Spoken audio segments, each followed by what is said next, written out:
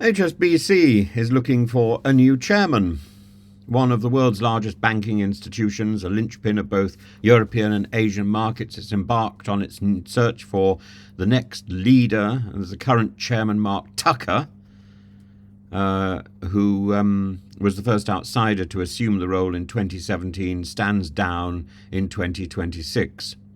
It raises key questions about the bank's direction and priorities during this turbulent time.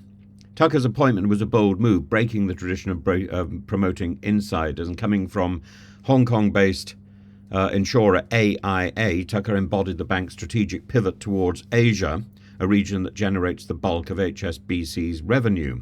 Under his stewardship, the bank navigated a delicate balancing act, maintaining its historical ties to London while reinforcing its Asian stronghold and closing most of the high street banks, at least closing them in all but name.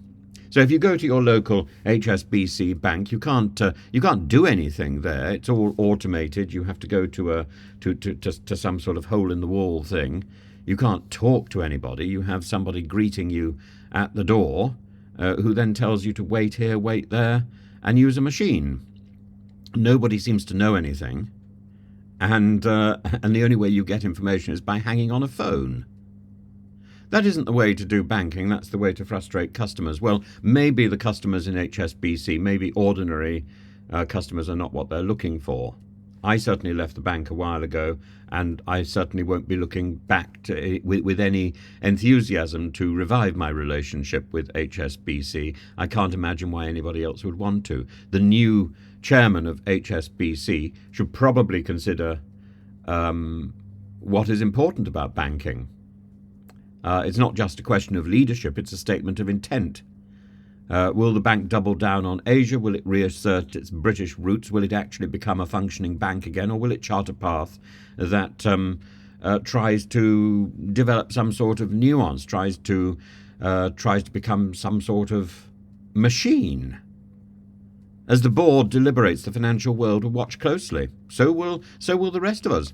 HSBC's next chairman won't just lead the bank; they'll shape the trajectory of one of the most influential financial institutions in a world teetering between globalization and fragmentation.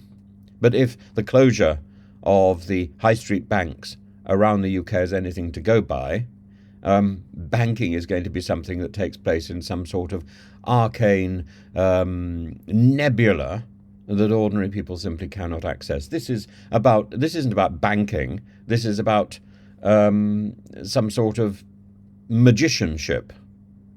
This isn't banking. This is prestidigitation. And I thought there was something serious about banking. There's nothing serious about HSBC.